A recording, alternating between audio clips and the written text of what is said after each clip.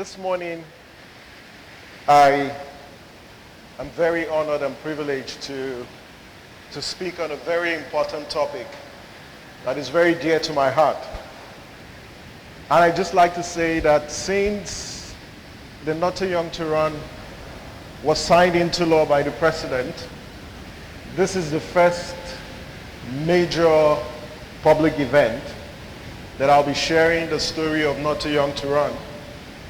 And it's very strategic because you will not know that the Not Too Young to Run hashtag was actually developed here in Enugu when I was here in 2016 to attend a burial of a senior friend. It was at that moment that the hashtag was developed. So it's very, very inspiring to see that for the first time since the President ascended to the legislation, that I'm delivering a TED Talk right here. So it's a great honor to do so. In June last year, this year, the National Assembly Committee on Constitution Review were in Lagos for a retreat. And at that retreat, they were to consider the Constitution Review amendment, so amendments to the Constitution Review. Now, I was in the cinema precisely in June when I got a call from someone who was at that retreat. And she called me and told me that the Not Too Young to Run amendment was not part of the Constitution Review amendments that the legislators were considering in Lagos. And I was very, very shocked that after our legislators posed with the placards saying, "I support Not Too Young to Run," they killed the legislation. And it was very, very disappointing and pathetic. But young people rose up and we sponsored an article. And the title of that article was "The National Assembly was serving its own interests and they've killed Not Too Young to Run." And it was on Sahara Reporters. In less than 48 hours, the entire country took up the issue and it became a public issue. And the National Assembly and members of the National Assembly and members of the committee were being called out, and there was a lot of public outcry. And that public outcry actually led to the National Assembly reversing itself and bringing back that legislation and made it part of the Constitution Review. But what did we do? First, we used social media to organize, and we had graphics asking the Senate President and the Deputy Senate President, "You promised Nigerians that you were going to pass this legislation. How come you allowed members of the Constitutional Review Committee to kill the legislation?" In fact, we had citizens picking their phones to call their legislators, and there was this particular one that was striking, and that was one of the senators. And as you can see on the screen, that was a chat between a constituent and his legislator. And the ending part of that text message actually read that the bill has died, so go to hell. And we said, no, we were not going to go to hell, that we were going to organize. And a lot of Nigerians took their phones and they called their elected representatives and said, "If you want our vote in 2019, then make sure you pass the Not Too Young to Run legislation." What did we then see? We saw the National Assembly members reversing themselves. In fact, it was interesting to see that the Deputy Speaker actually rose at the plenary to explain that no, we didn't kill the Not Too Young to Run law. In fact, we only changed the name of the legislation. But we knew it was actually a lie, because in actual fact, they killed that legislation. And the Speaker of the House of Representatives at our celebration conference in August this year did confirm that they killed the not too young to run legislation. And there were several things that we do using media to actually engage. But the high point was we marched on the streets to the National Assembly. And today in Nigeria, young Nigerians are celebrated as a cohort that changed their constitution from the streets, their phones, and building strong alliances with an older generation that cared about inclusive politics. But the Senate also issued statements withdrawing or confirming that the bill was not killed, and they brought back the bill, and we rejoiced. It was victory for democracy. It was about organizing, and young people had become more conscious to exercise agency over their right. When the National Assembly was going to pass the legislation, when we won the first battle and it came back, it was time to vote. The Senate voted yes. When it was time for the House to vote, legislators started printed out leaflets and circulated amongst themselves. And some legislators asked other legislators not to vote yes, because if they vote for age reduction, young people are going to run for elections in 2019, and most of the legislators will not come back. In fact, some actually said that when they go back to their constituencies, they hear young people shouting, not too young to run, not too young to run. And so they were scared that they were never going to come back. But we said no, because the way Not Too Young to Run was framed, it was framed to promote intergenerational dialogue and transfer and knowledge transfer. Because you can't talk about our future if we are not in the room. You can't talk about our future. And so if we talk about development, development has to be inclusive. And so young people need to be in the room. What did we do? There was a leaflet that legislators were distributing, asking people to vote no to Not Too Young to Run. Now what we did was to counter that publication, and we printed our own flyers and reminded members of the House of Representatives that your colleagues at the Senate have voted yes. It would be a shame for you to actually vote no. And we were very ready to actually shut down the National Assembly if they had voted no to Not Too Young to Run. And we distributed these flyers because this happened a day. So the National Assembly voted on, Senate voted one day, and then the House was going to vote the next day.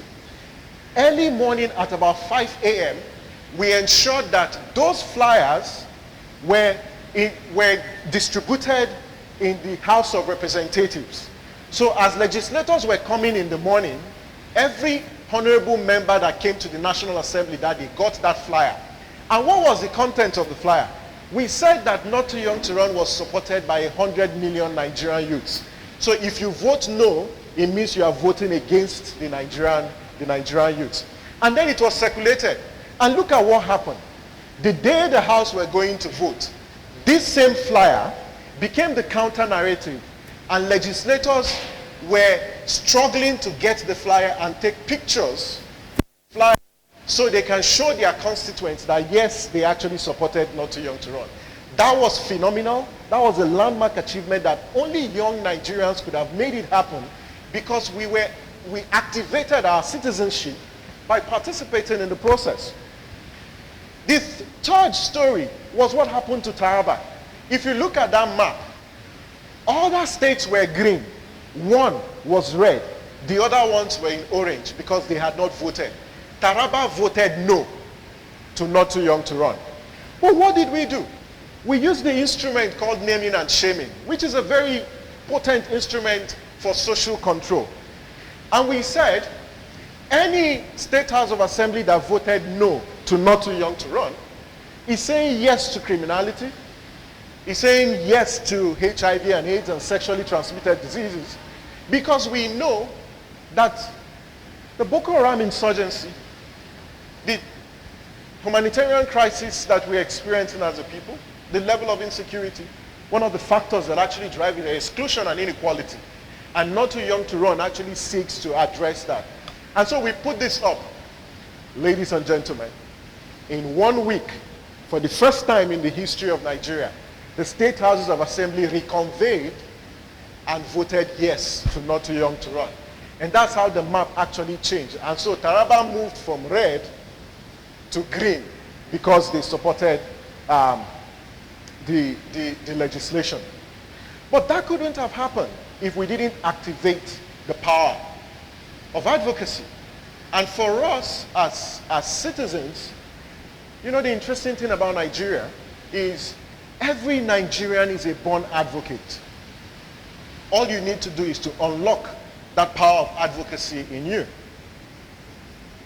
Who here has not complained of power? Who here has not complained of the state of roads? Who here has not complained about insecurity? So one way or the other, we are actually advocating. And even those who are actually in high school also complain of either the quality of their teachers or even the kind of infrastructure that are in their schools. So one way or the other, we are actually advocating. So we are actually born advocates. But I'm just going to share 6 nuggets on how to unlock the power of advocacy. The first, advocacy is a leadership practice. For us as organizers, we see advocacy as a leadership practice. Because what we do when we organize is we recruit and develop the leadership capital of people and mobilize them to achieve a shared purpose under conditions of uncertainty. And so we, as organizers, actually see advocacy as a leadership practice. And when we say advocacy is a leadership practice, we don't look at leadership from a standpoint of a position, but we look at leadership as a way of life. And everyone is actually a leader. So that's one. The second is advocacy is a process, and it's not an end, or a means to an end, but not an end itself. Change is the end, because advocacy involves activities or a process of influencing whether formal or informal institutions, or influencing the behavioral patterns that are dominant in a particular society. But we see advocacy as a process and not an end. So it's important that you also look at advocacy from that standpoint, that it is a process to an end, or a means to an end, but not an end itself. The third, very, very important, is to unlock the power of advocacy. You need to dislodge any thinking that you are a savior. Oftentimes, advocates and organizers think they're actually a savior. And for us as advocates, what we do, and what I encourage you to do, first is not to ask, what can I do to solve their problem, but what can I do to enable them to work together to solve their problem? Because organizing is about people. So it's not about you. So that's savior mentality, because oftentimes we think, oh, I'm actually a savior and I'm going to save these people, I'm going to help them. No, what your responsibility as an organizer and as an advocate is to do what? Is to ask the question of what can I do? You are an enabler of change. You are a catalyst as an advocate or an organizer. The third, very, very critical, because this is why Not Too Young to Run is actually successful, is build power. You need to build power. And it was, if you're a political scientist, they define power as authority. But as organizers and advocates, we don't see power as an authority. Dr. Martin Luther King defined power as the ability to achieve purpose. You need to build power. And what power is the influence that is created as a result of the intersection between interest and resources. And that's what power is about. And so if you're organizing or you're advocating, you need to build power within your constituent. And that is what we did in Not Too Young to Run. We provided a platform where we harnessed the power within the youth population, because we've got a huge resource. And there were 4 key questions that we asked. And that is how we transformed our constitution. First, what was the change that we needed? The change that we needed was for the National Assembly to amend the constitution to reduce the age for running for office, so young people with character, with content, with capacity can run for office. The second question, who has the power to bring that change? We knew that it was the National Assembly, we knew it was the President, because the Constitution provides that these institutions, as well as state houses of assemblies, must also adopt any constitutional amendment. And so we knew those people and we knew what they wanted. And we asked, what do we have as young people that those people need? We've got our power, we've got our numbers. They need us to vote for them at elections, isn't it? They need our intellect to support their campaigns. And we're saying, okay, that's a resource that we have. And so we're going to use the resources that we have, which is our number, to build the power that we need to get the change that we want. And that's exactly what Not Too Young to Run actually sought to do. And we asked, what do they want? Which is the fourth question. Of course, they want our votes. They want to look good before the people. And that's why they were taking pictures with Not Too Young to Run, saying they support Not Too Young to Run. But that's how to build power. And building power is simply working together. But to build power, we must align our values, we must align our interests, and we must align our resources. When we are united, we can disrupt politics. And that is the story of Not Too Young to Run. The fourth nugget is about relationships. We need to build relationships. And when I talk about relationships, I'm talking about value-based relationships. There's a difference between mobilizing and organizing. The thing with mobilizing, and some of you probably clicked on a petition online, or you've contributed money to a campaign, or you've showed up in a march, when in actual fact, you do not connect or relate with the people who are actually involved in that struggle. And so we built relationships across board, because when you build relationships and an association of people, that is when you can interpret the individual interests and translate them into common interests. Because what we did with Not Too Young to Run is simply say, how do we galvanize around our interests? Everyone was particular about inclusion.